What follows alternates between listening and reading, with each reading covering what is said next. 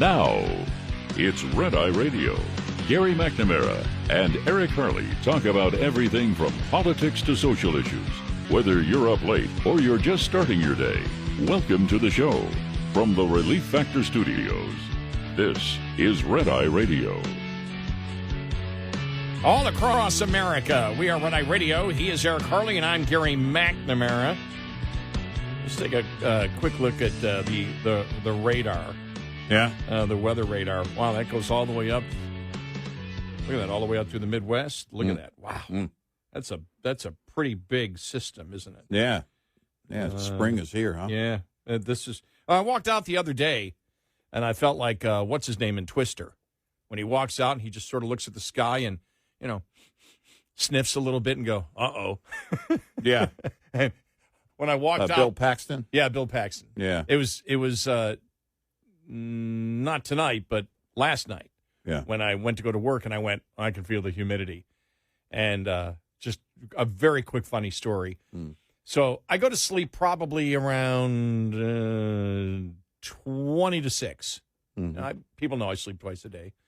And I usually sleep like anywhere between 5 and 6. I go to sleep and wake up at about 10.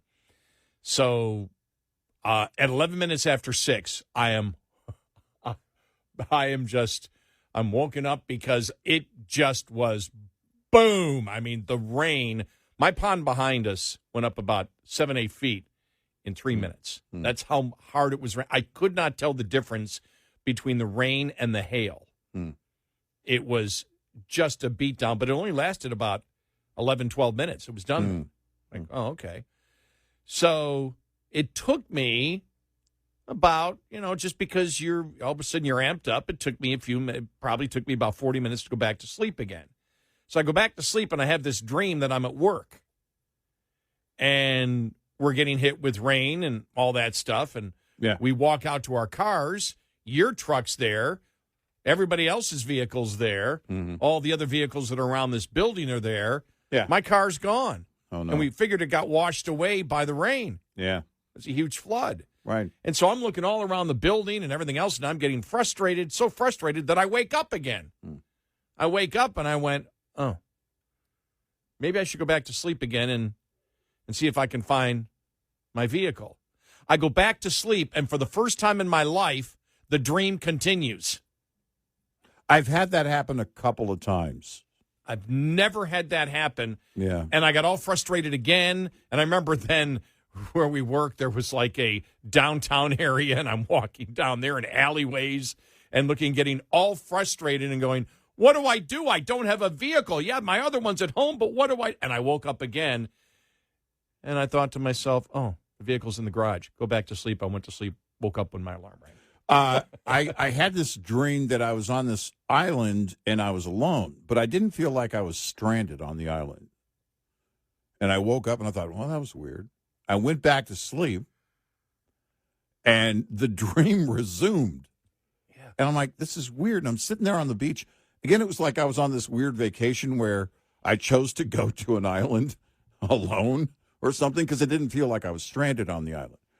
And then next thing you know, a little fat guy named Skipper walks up and calls me little buddy and tells me that Ginger and Marianne are waiting on me to bring some coconuts in. You do remind me of Gilligan. Yeah, sometimes, yeah.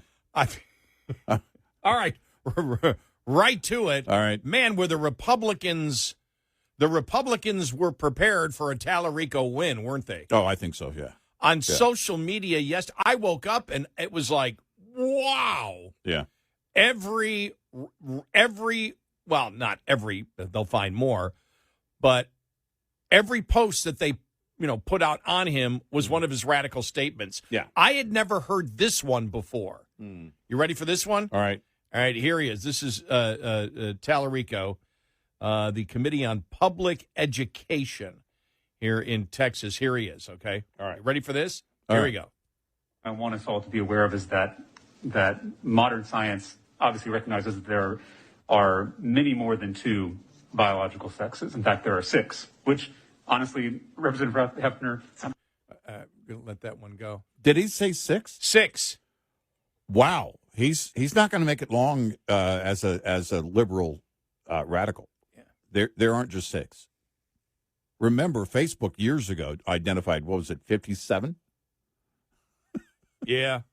Yeah. Remember Biden, we burst out laughing when Biden said, there's 3, and we're like, you can't do that. Someone at a campaign stop, and it's one of these where, you're mixing with the folks and you're telling them stories about corn pop, and someone shouts out, "Hey, Joe, how many genders are there?" And he goes, 3.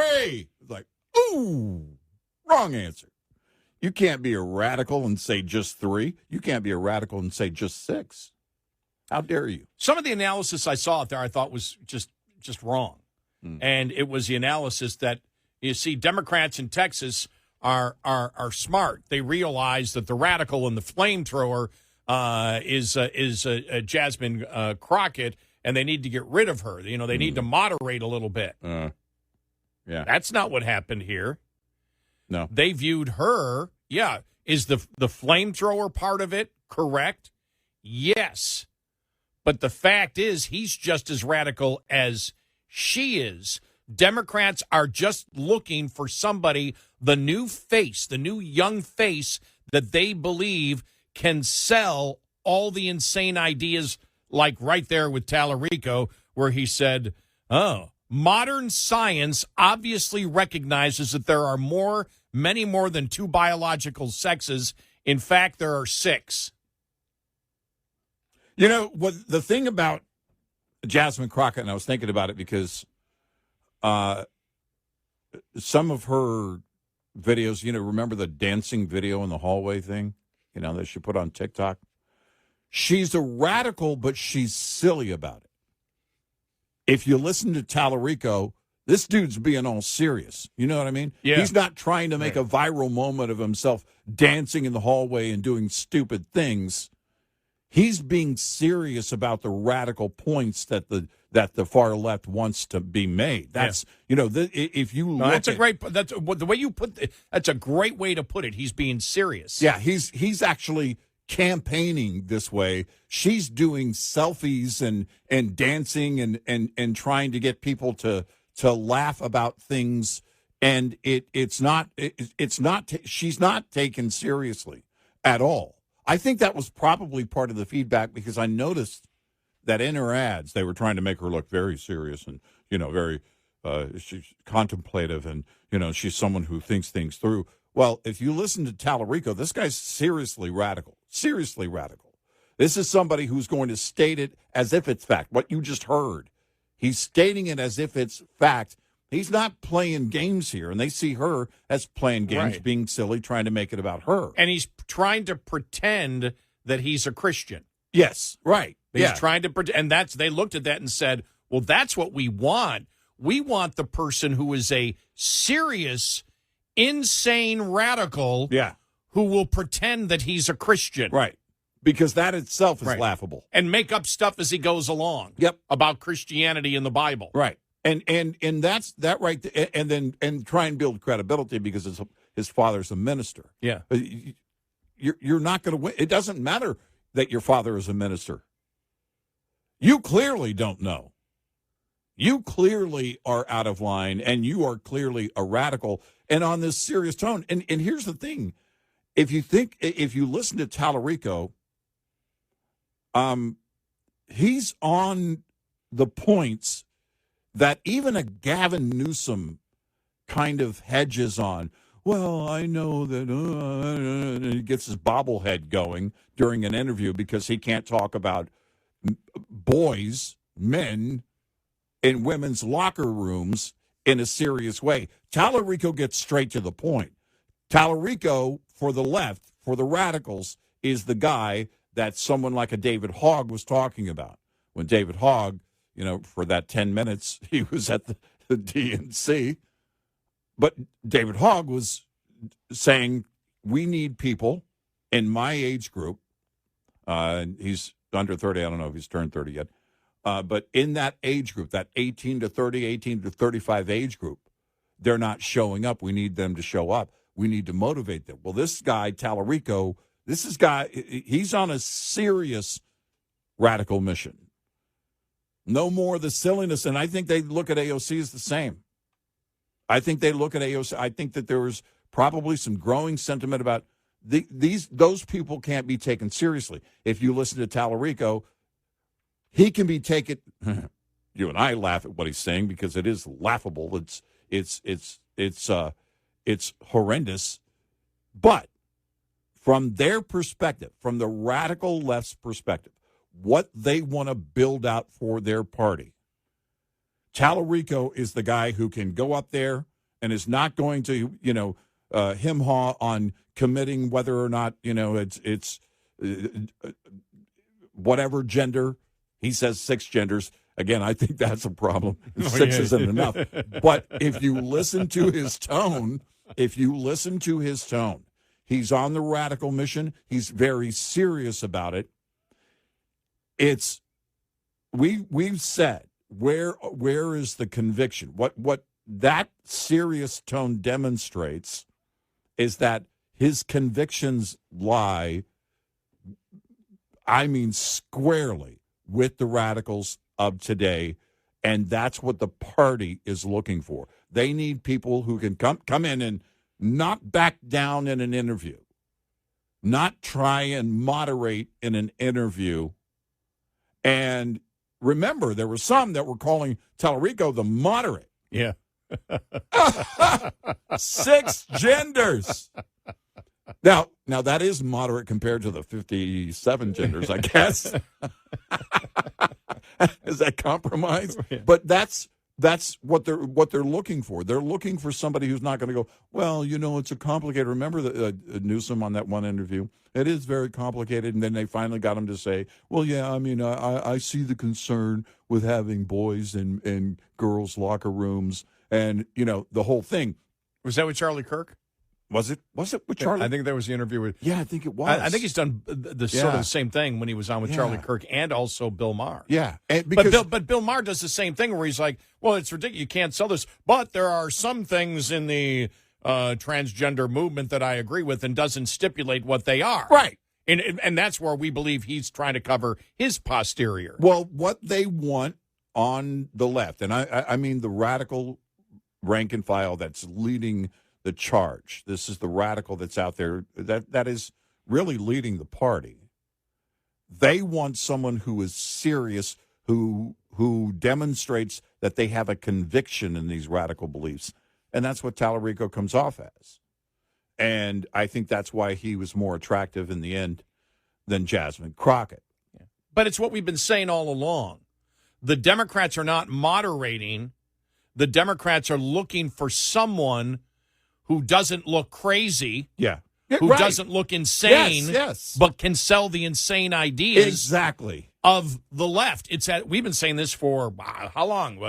5-6 years now? Get rid of the crazy eyes. That's what. Yeah, get rid of the crazy eyes. Don't look like somebody. You've got a good haircut. You're white. You're there. They go again. You're a the white radical male. left you're choosing the white guy. You're a white male.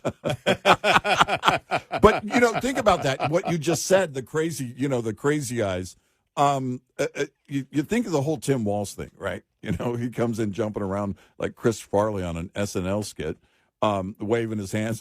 He was a cross between Richard Simmons and Chris Farley. But then his wife came out, and again, his wife enters the scene. Right. I don't look.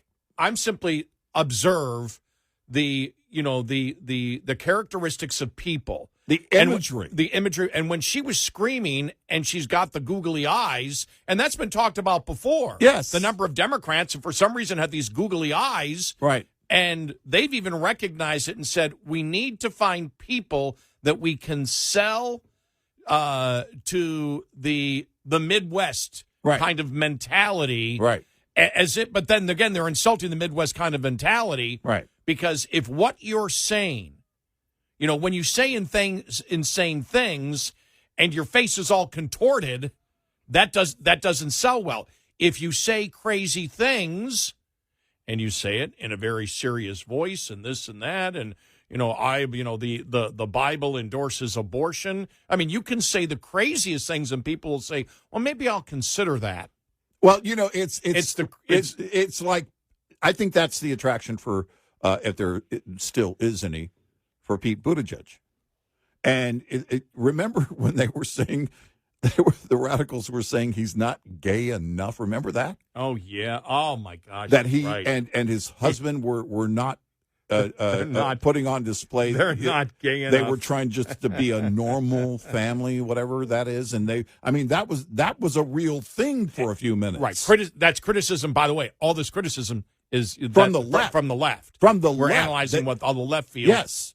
But I think there are rank and file on the left that look at Pete Buttigieg, if there is, again, any hope for his political future. I think it's that, too, that, well, he's contemplative. He can have a discussion on but he's a radical. The things that he's saying, the things that he's fighting for, campaigning for, are still radical. But if you're on the left, you want someone who comes on, again, Pete Buttigieg, another white guy. They just can't quit, can they? But even Kamala Harris chose another old white guy. But there's the problem, is that you've got to get through. First of all, if we're talking the White House, you got to get through the primary season. We're talking any seat, you're going to have to get through the primary season. Talarico did that in Texas, and he did it over Jasmine Crockett, who, by any comparison, got a lot more airplay in the United States, including Texas, than Talarico has in the past, leading up to the campaign. We are Red Eye Radio. Brought to you by Hot Shot Secret. Hi, I'm Jen Loomis, a transport safety expert at J.J. Keller. Once a roadside inspection is completed, the officer will close it out. If violations were discovered, most officers, as a courtesy, will explain the violations to the driver. If there were any out-of-service violations, the officer will normally explain what must be done to get the out-of-service order lifted. Drivers need to be very attentive during this part of the inspection. The driver also needs to read and understand the complete inspection report. The driver has 24 hours to get the roadside inspection report to the motor carrier. If the driver will not be returning to a company facility within the next 24 hours, the driver needs to know to get it on the way to you via email, mail, or fax within 24 hours. This tip was brought to you by J.J. Keller & Associates. Visit us at jjkeller.com. Get in touch with Red Eye Radio, toll free at 866-90-RED-EYE.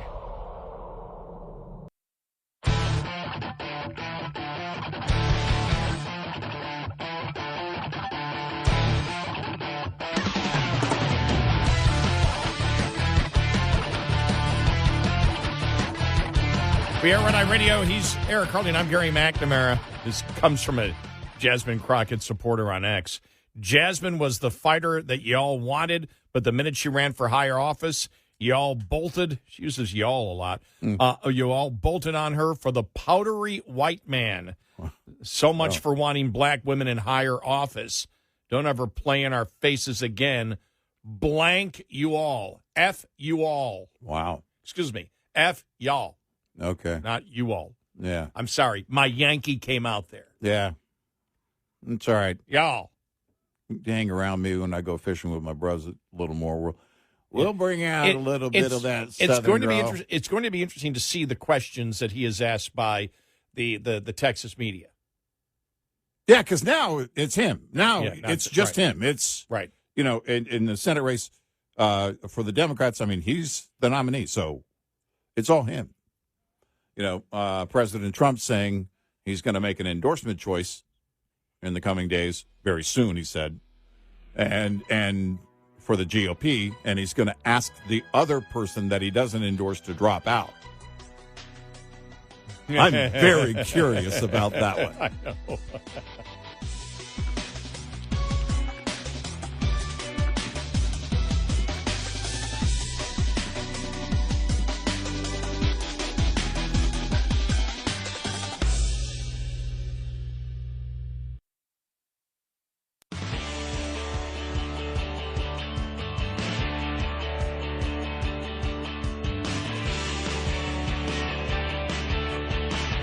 Catch Red Eye Radio live every night on the Red Eye Radio app, available in the App Store. Red Eye Radio. And he is Eric Harley, and I'm Gary McNamara. Welcome and good morning. Thanks so much for being here this morning. We got this. Somebody posted to us on X, and I wanted to just talk about what he wrote to us. And this is a way to write. If you disagree with us, this is the way to write. All right. Yeah. Love the show. Yeah, always start with that. Dan wrote, love the show. That's the way to do it. Yeah. I'm listening to you and Eric talk about the president's military authority, and I agree that there are laws on the books that give the president authority to do what he has done. But you are wrong when you say it is constitutionally authorized. The Constitution authorizes the president to mobilize a militia to put down insurrection, rebellion, and repel invasion, as when President Washington put down the Whiskey Rebellion. But in 1801, President Jefferson went before Congress to ask for a declaration of war against the pirates of Tripoli. Congress did not declare war, but did authorize military action. I hope this clears up any misconceptions. All right. Which should we address first? First off, no misconceptions on our part, just so you know. Right. Yeah. We weren't confused on it. When he says, when Dan writes, the Constitution authorizes the president to mobilize a militia to put down insurrection and rebellion. That's false. Right. That's absolutely false, Dan. Constitution doesn't touch that. That's the Insurrection Act. That's the Insurrection Act. That is a law written by Congress. All right? So just to get that. But as we've always said, just so you understand, because it always comes out that, well, Congress can declare war, which means the president can't go to war or do anything. The Congress cannot attack or do anything. Right. As you know, studying the Constitution, as we know, and how the Constitution was formed, initially, the first draft of the Constitution said Congress can make war. James Madison and others said, no, we can't do that. We don't know what we don't know what an attack on the United States could be now, years from now. We don't know. For example, the Founding Fathers probably never thought of nuclear war. Right. That was in the musket time and the cannon time. They probably never thought about, not that it applies here, but it could, cyber war. Yeah. Never thought about that. You could shut down, and we know China and others have tried, to shut down through cyber war. So they didn't know. And so that's why they changed it to declare war. And the concept was if we or our territories are invaded, the president can strike back, which also meant, we'll stick to this right here. I don't want to go off because we could sit there and go off on tangents all day. When you look at Iran, and I did some research just yesterday, do you know, like between 2023 and 2024, Iran attacked 180 things that are considered American interest or American property. Right. Those are all acts of war. Yep. And so because it's so crystal clear in Article 2, the president is the commander-in-chief of the armed forces. It doesn't say he shares that with Congress. It doesn't say that as commander, that commander-in-chief, that he shares it with the speaker or the opposition party. One of the things that the Founding Fathers understood is you need one person to make a decision. And when you look at even Congress recognizing with the Insurrection Act that if the states, because what went even beyond politics, was the protection of the United States. So the Insurrection Act came along because they're like, if states will not put down insurrection, and these things could destabilize the United States, they viewed that the Constitution would want the president, if the states didn't act, to protect the United States of America. They didn't give specifics on insurrection or rebellion or, the level, because they didn't know. Right. And the same thing when it came to threats or attacks on the United States. If you look at Iran, now, I don't believe I ever used the term constitutionally authorized. I believe the term that we use, because he wrote it directly to me. So I don't know if he was talking about what I was saying or what you were saying. I don't believe we ever said the term constitutionally authorized. I believe we used the term legal. Yeah. Yeah. We did say that the War Powers Act is unconstitutional, we believe. Yes. Right. He doesn't challenge us on that, though. Right. So what's the difference between constitutionally authorized or legal? I don't see much of a difference in it. I just want to use the terms that we used. When you look at the fact of what has been going on for the last 47 years, when you look at the Iran attacks on the United States over that time, and that the attacks continue today. Remember, taking out Soleimani was because of an Iranian attack on a U.S. military base that killed soldiers.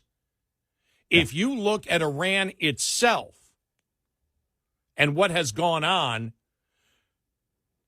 it's one of those scenarios where the Constitution absolutely authorizes the president and his discretion to act in this. Mm-hmm. And as we've said before, if Congress doesn't like it, they can stop funding it tomorrow. The War Powers Act, which says the president must do things, notify Congress within 48 hours. Every single administration since the War Powers Act was enacted in 1973 said, nope, it's not constitutional. Some have said we'll abide by it, and it's a great policy politically if you can get Congress aboard and therefore the people aboard to do that. But I think Jonathan Turley talked about that even after Congress voted and said, no, we're not going to limit the president what they do. Right. The Democrats are still calling it illegal. Yeah. Now, what we did say is that if you want to make the comparison, the political comparison for what the Democrats did in Libya, where Obama said there's a humanitarian crisis. What was the threat to the United States? You may have a constitutional point there, which was not challenged. Was the United States, could we be, now you could go back, as we said even yesterday, you could go back and say Lockerbie, that they're responsible for, right, that could justify it. Right. But the main reason he said was humanitarian. You may have a point there, but it wasn't challenged. And it can't really be challenged after it's done. Right. But it wasn't challenged anyway. And the Supreme Court, most of the time, stays out of these things. They don't want to be the arbiter of the United States using military action. Right. But, so I think it's important just to bring it up. Thank you so much. We appreciate that you listen and, love the way that you did it. We just disagree that, the Constitution does not authorize the president to mobilize the militia to put down insurrection. That's the Insurrection Act. That's not part of the Constitution. It is a legislative law that probably you could challenge, but I think most Supreme Courts would say, no, if the states aren't going to act, the president needs to be able to put down an insurrection or a rebellion that could be viewed as a civil war. Yeah. At that point, yeah. And Congress was not going to put limitations or parameters because they don't know. Right. But if you look at Iran itself and what's been going on for almost a half century, that's a perfect example of what the Constitution wanted to give the president deference as to what to do. And if you don't like it, you can take the funding away if Congress doesn't like it. You can impeach him and remove him from office. Because as we found out with Trump, you can impeach for anything. It doesn't matter. Yeah. And so, or you could use the 25th Amendment if you believe that he's going to war and it's because of his mental capabilities are not up to snuff, and that's it. And that's it. But no, it's well. Again, there is a major separation of powers issue here at hand, and you can't get beyond that because it is by design that the president, one person has to make that decision. Think about on how many, my gosh, go back through history. It would be a series of books in terms of a president making a decision on war.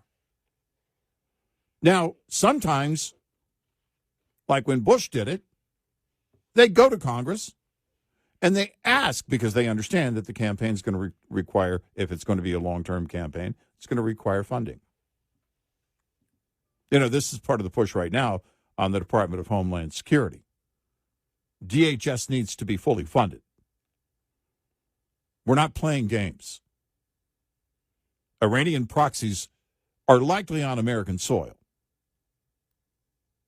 Let's quit being stupid.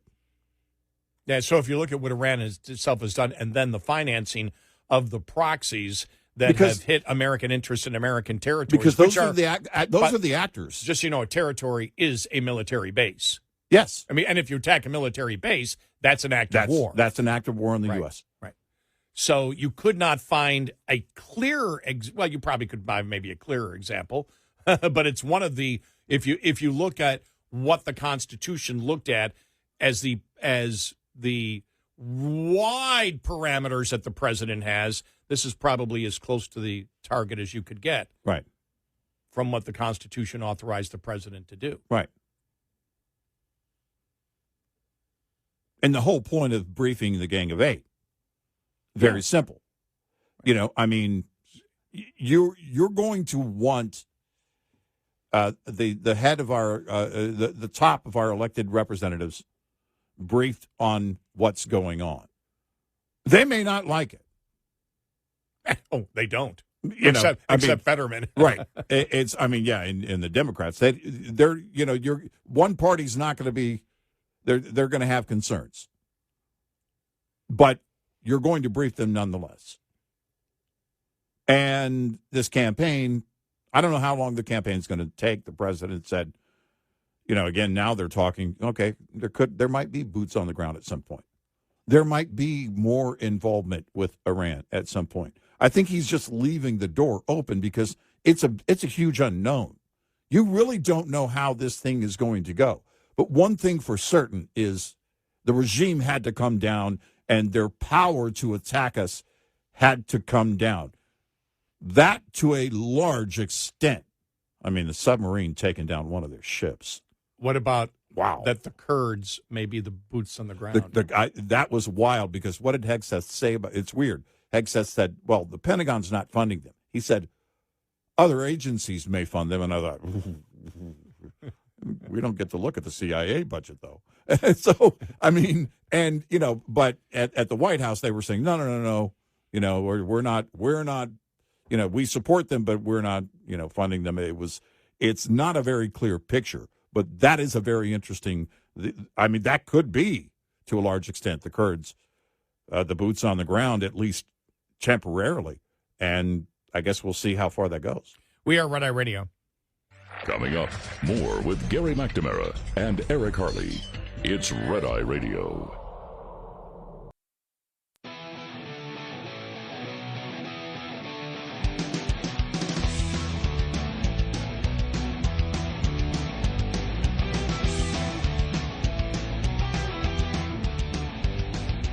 We are Red Eye Radio. He's Eric Harley, and I'm Gary McNamara.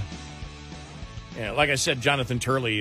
In fact, I'll find what Turley wrote yesterday here and related here in a little bit, because when you look at the situation in Iran, could not be a clearer picture of what the Constitution actually authorizes, to use that term that Dan used, the president to do this. Iran has attacked U.S. territories over and over and over, hundreds upon hundreds upon hundreds of times. Couldn't be clearer. And with the nuclear weapons and everything else, and the financing the surrogates, the proxies, couldn't be clearer.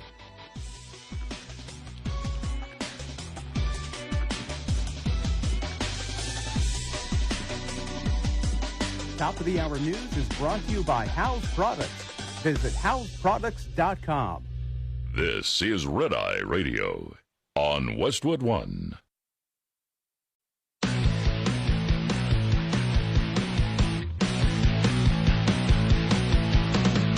Now, it's Red Eye Radio.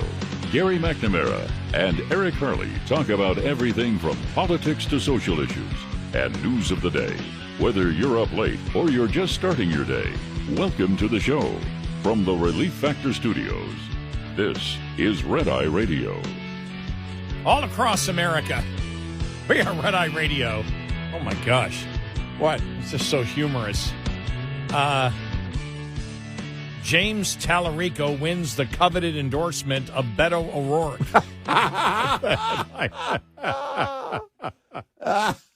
Wow. You know, the other interesting thing that was brought up that we cannot let pass by is that Jasmine Crockett got Kamala Harris's endorsement. Oh, yeah. That's right. I'm convinced. We've said this for the longest time. We've said expect Democrats, and because that's the reason that they first looked at Newsom. They looked at Newsom because they went, all right, this guy looks normal. He doesn't look crazy. Right. And then he destroyed himself. That point where they sort of went, okay, he might not be the guy, was a debate with DeSantis when he got smoked, and everybody knew it. Yeah. And so I think that combined with his lack of response and bungling of the state response to the wildfires. Oh yeah, that also the one mom being right there in his face, and he said, "Well, I was just calling the White House," and she said, "Show me your phone. Show me you were on the phone with the White House." It was one of those moments. Well, quite frankly, he's always looked weak to me. But and that's the problem. If you're on the radical left side, if you're one of the rank and file radical left people, you want somebody who's very serious but not over the top with crazy eyes, that can sit down and make the point, because you know that's how they're going to convince people if they get into office, right? And Newsom gets there based on, well, it's California. Gavin with the good hair. and he got in. I mean, he owns a winery, so what could go wrong? Those are he was part of that celebrity factor. And while you can apply that to Donald Trump, the job that he's done as president, you can list it's a long list of accomplishments. So there's a key difference. Same thing with Reagan. Reagan was a celebrity. He was also a great president. So you look at this, and the real Gavin Newsom just starts to fall apart, because Gavin Newsom comes off as somebody who wants to be a celebrity. The rock star thing for the radical left today is over. They don't want any part of that. The rank and file doesn't want the rock star thing. The only reason that Jasmine Crockett, AOC, and maybe, I don't know how Gavin Newsom's podcast ranks, but how any of those the reason they get attention is because it really is a train wreck. It's a train wreck effect. It fits exactly and belongs exactly where it is on social media, which means nothing. It's not real. It's not real life. It's not real convictions. I mean, I believe they believe in those things, but they come off as silly. Gavin Newsom comes off as weak. Talarico is one of these guys who campaigns in a serious mode. He's a serious radical, and he's going to espouse those views in a serious way. And that I believe is what they're looking for. And I thought when you said that, because you're the one that came up and said, look, he believes that he can win by not being apologetic or wishy-washy on these particular issues like Gavin Newsom. And I think that's one of the, when you look at it, to expand this out, and it's just a thought, just a thought, I'm throwing this out. When you look at the fact that 2 Republicans are leading in the governor's race, another poll came out. The 2 Republicans are leading. Mm-hmm. And all the Democrats are split like crazy. I think there's the debate going on right now in the Democratic Party, started with a few years back with Newsom. Yeah. And they said, we need serious candidates. Mm. And for 2028, we need serious candidates. And that's why they can't decide what to do. Right. And they look at Kamala Harris and go, yeah, she's not a serious candidate. Right. Whoever she's endorsing, Jasmine Crockett. Mm. Are you kidding me? And you look at really who is viewed as the 3 top runners in the Republican Party for president in 2028. J.D. Vance, DeSantis, mm-hmm. and Rubio. Yeah. All 3 are extremely serious people on the issues. And they're serious debaters. That's, if you think about not backing down in a debate, I think that's the other thing, too, is that when AOC is cornered, she can't do anything. When Jasmine Crockett is cornered, I don't know that she ever has been, because the only thing that sticks out is TikTok videos, really, and selfies.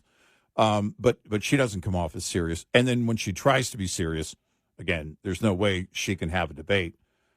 Talarico's comes off as someone who's going to stand his ground, even though he's wrong. He's going to stand his ground on his convictions, again, radical convictions, but he's going to stand his ground on those. Newsom is just weak all the way around. Newsom got into it because he wanted to be the celebrity. He wanted to be, popular. And that's not where the party is. The rock star thing, we've been saying this for years, actually, a few years. The rock star thing is over, even though you could say AOC and Jasmine Crockett were had the rock star thing. That was a social media presence, which, again, doesn't play well. Remember, AOC a few times, when she went back to her district, her constituents were mad. Oh, yeah. And she said at one point, I don't know how much longer I'm going to stay in the House of Representatives because nothing gets done here, and it's just crazy. And you and I took that, or at least I did. I don't know if you did, but I took that as, you sound like you don't like the pressure coming back at you. At some point, you're going to be the oppressor, and Talarico will find that out if he hasn't already. The far left is going to be done with you because they've moved even further left, and if you don't go where they go, again, he's going to have an issue, I believe, when he says there are 6 genders. Oh, there aren't only 6. He's saying scientifically that's it's basically a fact that there are 6 genders. Well, it's you can't say just 6 if you're a radical. But that's the problem that he has. Mm-hmm. Is he going to continue to say that? Because I guarantee a ton of Democrats just said we want to vote for the person who isn't Jasmine Crockett. Yeah. Because we can't win with crazy, and this guy looks normal, and then the Republicans came out with a ton of different audio cuts where he comes across as a complete radical. Well, independents in Texas vote for that. Right. And that's where he has the challenge. That's where he has, the problem. And I think even when you look at politicians in general, Trump has a unique personality, as we all know. Yeah. But the basis of Trump is extremely serious. Yes. Yeah. When you get down to who he is, he came to the forefront because he was the one who identified what the problems were. Right. In 2015. And you believed because he had talked about these things for decades. By the way, did you see the thing that came out with Trump back in 1980 about Iran? It's like, no, Trump's been consistent. And it was like, boom. Yeah. And I was like, whoa. Okay. And man, that was the heat of the moment. If you think about the Iranian hostage crisis. And, that I saw that the other day, and I was like, whoa, wow. That's it's pretty impressive. And boy, he looked young. Right. So did I back then. He looked more like Donald Trump Jr. Yeah. But and so you look even in the Republican side, who are the Republicans right now, even that serve the president, who people don't feel are serious? Pam Bondi. Yeah. And it comes from waving that thing, hyping something, and not delivering. Yeah. You saw the other day that the Justice Department dropped going after all those members of Congress. Yeah. Yeah.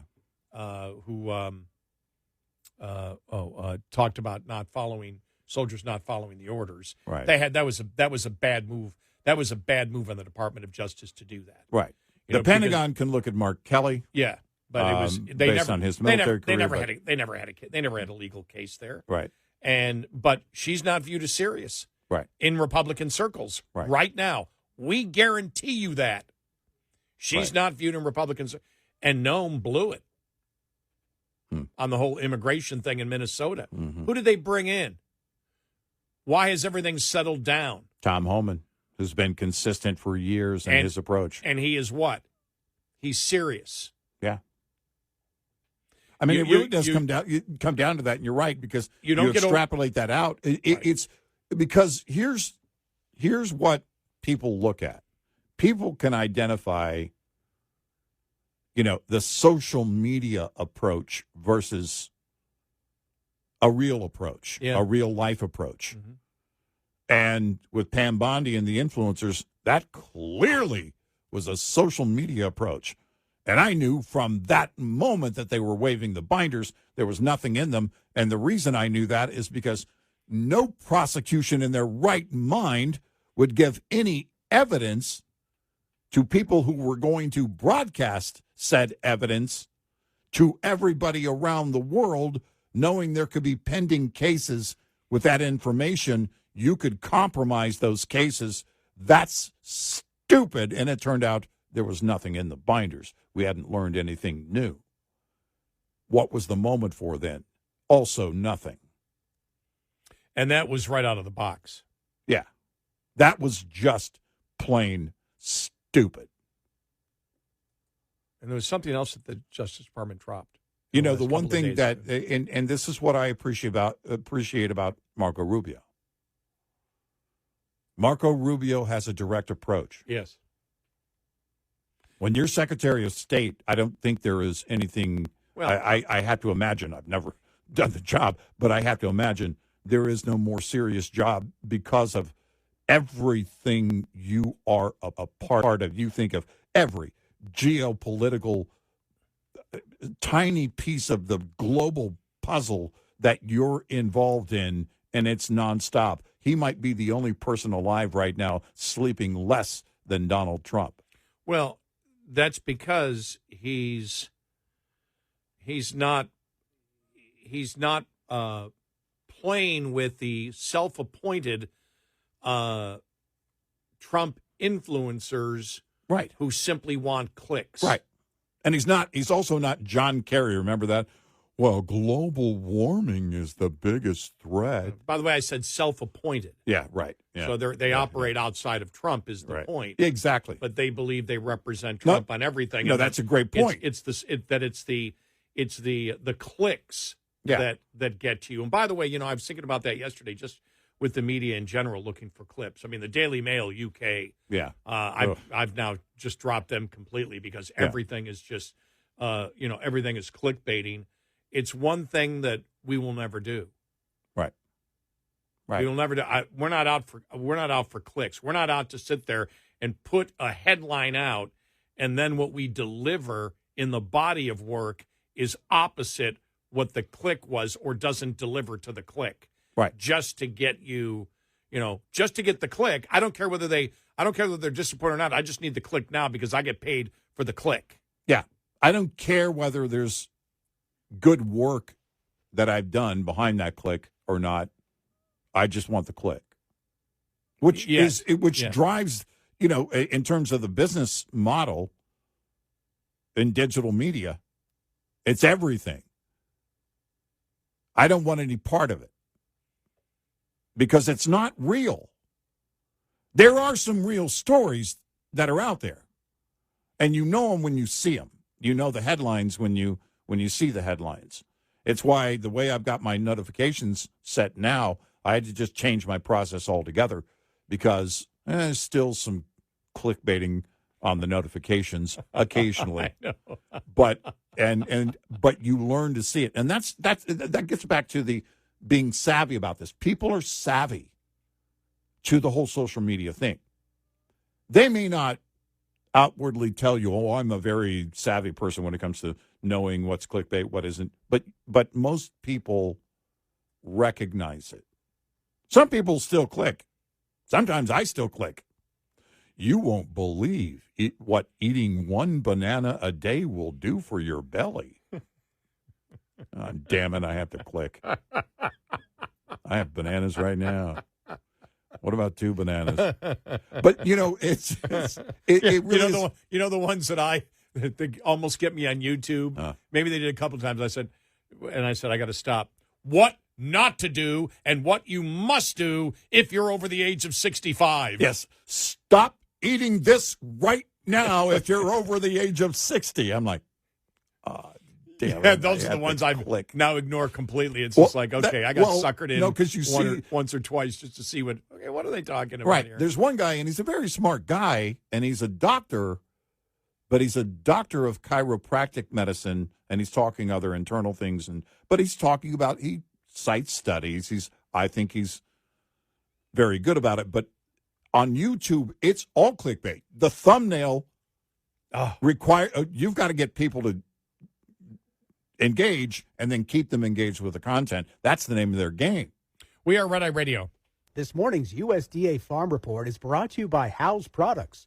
Tested, trusted, guaranteed since 1920. Springtime visits to the nation's capital include timing such trips to see the tidal basin cherry trees in bloom. The director of the U.S. National Arboretum, Richard Olson, notes, "It wouldn't have been possible without the United States Department of Agriculture." It was the work of Dr. David Fairchild as head of the then Plant Exploration Office, which later became part of what is now the Agricultural Research Service. In 1912, his work in growing ornamental cherries and introducing them to First Lady Helen Taft culminated in a gift from the country of Japan. The original gift had something on the order of 10 or so dozen varieties thereabouts. The National Arboretum also assists the National Park Service as needed, part of a long-term relationship between the two agencies. This year's National Cherry Blossom Festival runs from March 20th through April 12th. I'm Rod Bain reporting for the U.S. Department of Agriculture in Washington, D.C. This report brought to you by Cenex Fuels and Lubes.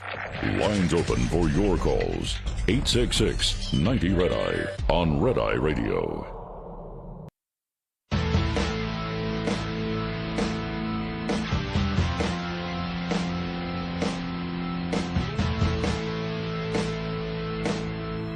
We're Red Eye Radio. He is Eric Carly, and I'm Gary McNamara. And talk about unserious. This story's a few days old. It was happened probably last Friday or Saturday. And then, then the whole Iran thing happened.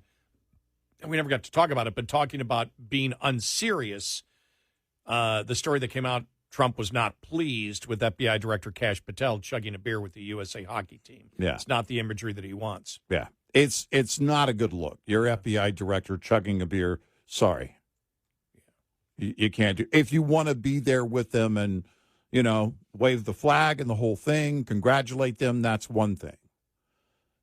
But it's not. It's just not a good look. And again, as you mentioned, Trump doesn't drink.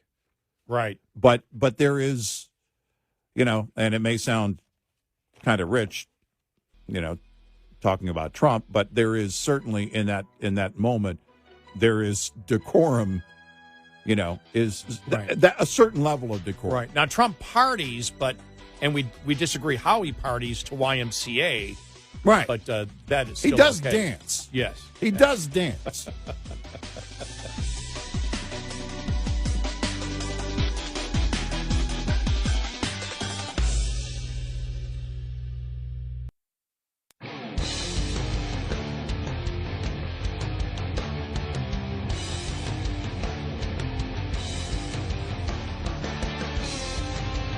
Navigating the Bizarrosphere. Every night, Eric Harley and Gary McNamara. Red Eye Radio. And he is Eric Harley, and I'm Gary McNamara. Download our Red Eye Radio app today and listen when and where you want. All right. We never got to talk about Bernie Sanders' wealth tax that the Democrats are proposing. They're announced Monday the Make Billionaires Pay Their Fair Share Act. Okay. It's a move Sanders claims is necessary to fix a corrupt tax code. Corrupt. All right. Now, this wealth tax would be, when they came out with it earlier this week, I was like, wait a minute, what's he saying here? Oh, wait. Is it just a 5% wealth tax that you pay over 10 years? Or is it a 5% wealth tax every year for 10 years?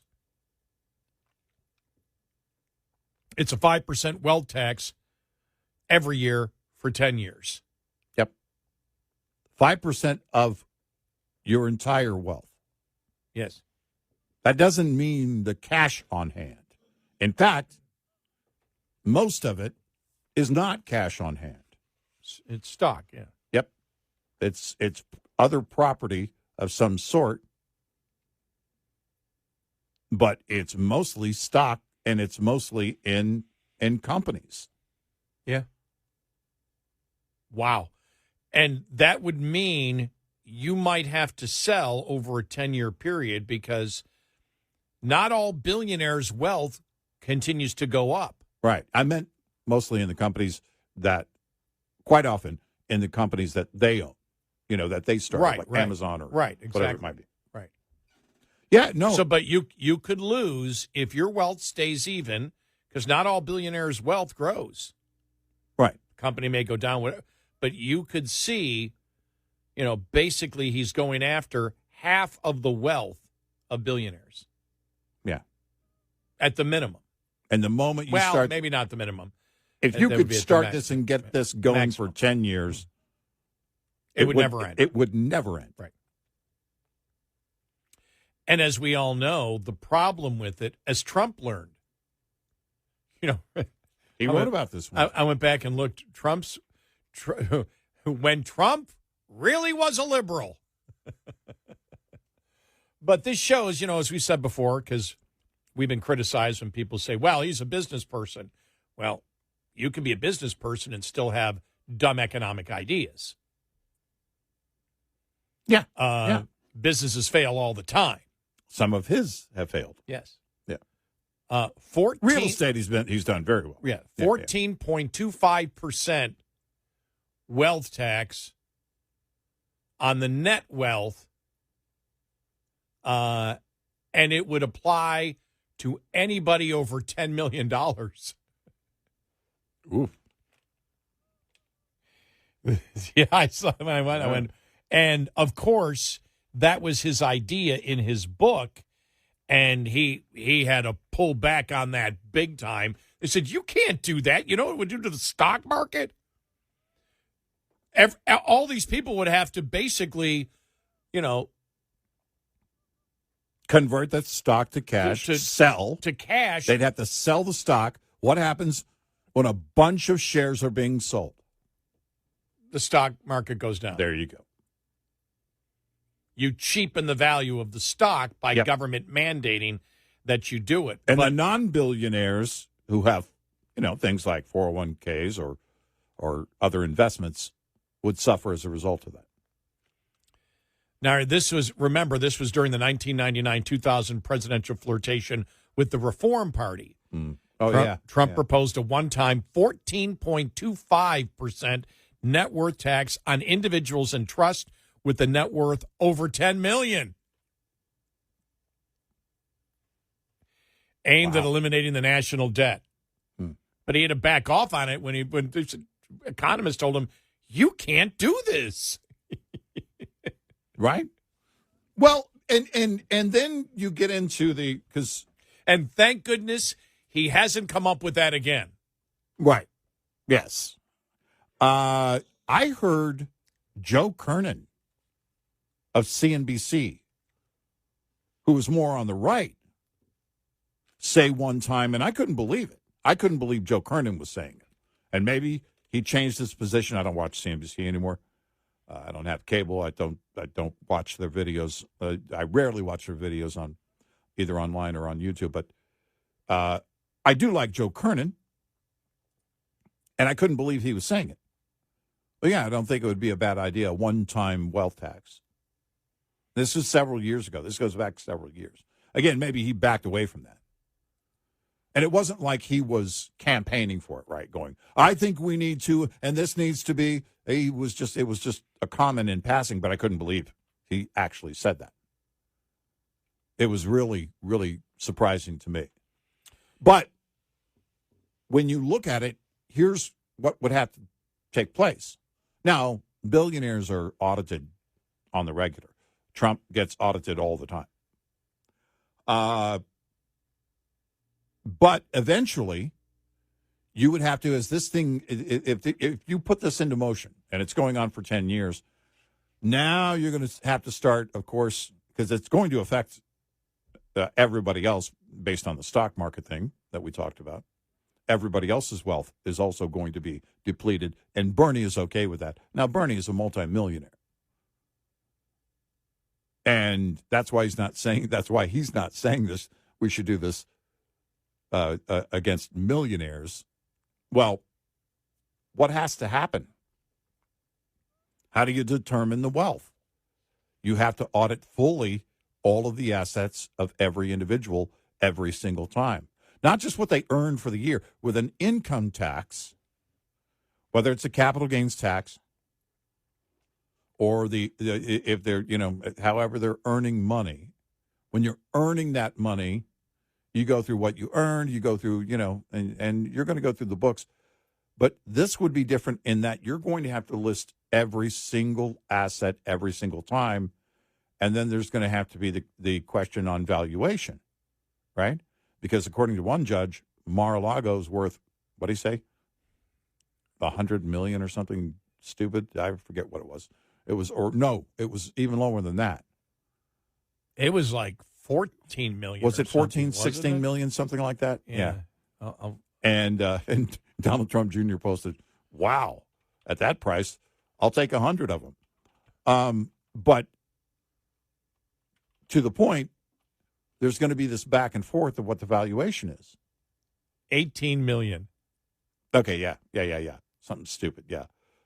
And I don't remember but you talk about prime real estate in Florida. Oh, my gosh. How off the mark is that? Now, where's the back and forth? Because then you would have to have every piece of your property, every single one. You're going to have someone come in officially. And during the audit process, there has to be an official value assigned to everything in your property. because it doesn't include just stocks. It does include land and properties and everything else you own. I mean, someone like but it's not going to happen. No, it's not going to happen. Yeah. And this is, and I'm explaining why. Because the process of doing this and determining someone's net worth would be mind-boggling, even just for the billionaires, every single year. I don't think the left cares about that at all. No, I don't think they do. The reason I'm explaining why it would be impossible. Well, the reason this wouldn't pass is because it would destroy the stock market, and they would be responsible for that. Right. And it would affect people's 401ks big time. Right. Yeah, we stated that. Right. So and then beyond that, the process you would have to go through in the valuation of how do you determine someone's net worth? You know, someone talked to Jerry Seinfeld at one time about being a billionaire. You know, he's like, he's just kind of waved it on. He's basically, it's none of your business. And then I saw this story in the Wall Street Journal. I think it was last week. The 100 and some odd women who are billionaires, female billionaires. The singer Rihanna was listed on there. I didn't know she was a billionaire. It's amazing. Great. Awesome for her. I don't listen to her music, but she's clearly done well. She had the same net worth as, what's her name? Taylor Swift. I think it was 1.8, I think, billion. But if you look at, again, determining, that's, you know, when they do this, when you Google, what is so-and-so's net worth? Well, that's an estimate. Well, it can't be an estimate. There has to be a process if it's going to be written in the tax code. This is never going to happen for many reasons. But the biggest reason is eventually you would get down to auditing every single person every year. You know, you've heard of the Bitcoin billionaires, right? You've heard of yeah. What's the worth? How do you figure out the year worth of Bitcoin? Well, think about this. I mean, I don't remember where the peak was. I think it was 118,000 on Bitcoin, and right now it's much lower than that. It's roughly half. I haven't looked in a couple of days. Here's a question. But it's right now it's at 72. It was at 66 the other day, 72,000. So again, massive fluctuation, and Bitcoin is kind of, you know, different in that regard in terms of the how volatile the price is. But that's the whole point. How do you know where the billionaires are? Because then, you know, it would have to, and Jerry Seinfeld may get audited. What's up with all these IRS agents? But here's another reason it would never happen. Mm-hmm. Now, I don't know what the amount would be, but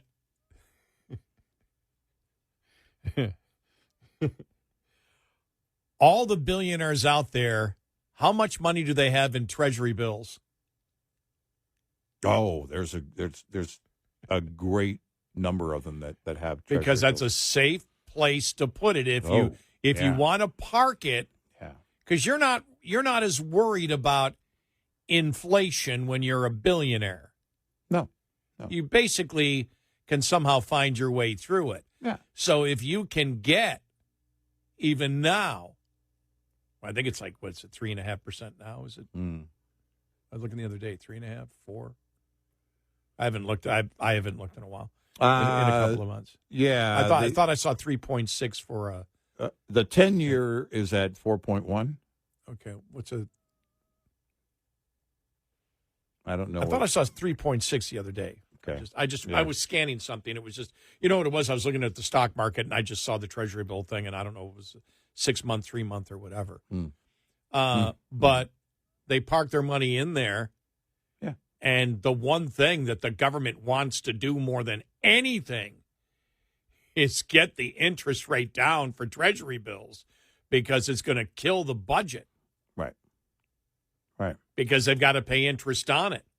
And that's what happened. When you were paying 0.000000001% for a Treasury bill, hey, great, we don't got to worry that much about the debt. When it goes up, as we said, when it went up to, 4.5%, and Yeah. it was a 4.5%, 5% at one point. You've just increased the amount of the debt, by hundreds and hundreds of billions of dollars just to pay the interest on it. Right. So it's a safe place for billionaires to put the money. But one of the major concerns is, hey, we need more people to buy treasury bills. Yeah. Right. Yeah. I mean, and all of a sudden, the problem is again, it's not going to affect just the billionaires. It's going to rain downhill. People's 401ks and their investments are going to be affected. Mm-hmm. The bond markets will be affected. Oh, yeah. It's just, it would never work. We are Red Eye Radio. Get in touch with Red Eye Radio, toll free at 866-90-RED-EYE.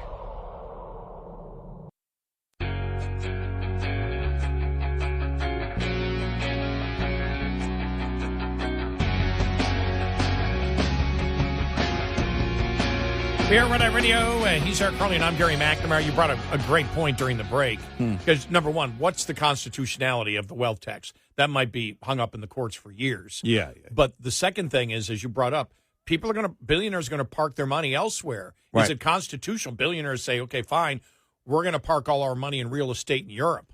Right. Yeah. And so your wealth tax is going to be based on what you have in other countries? Right. How does that work? Is that constitutional? Right. Is it constitutional to have a wealth tax to begin with? To begin with. I mean, the basis of it altogether. But you think about where their wealth is. Well, I'm sure a number of them have properties in other parts of the world outside the U.S.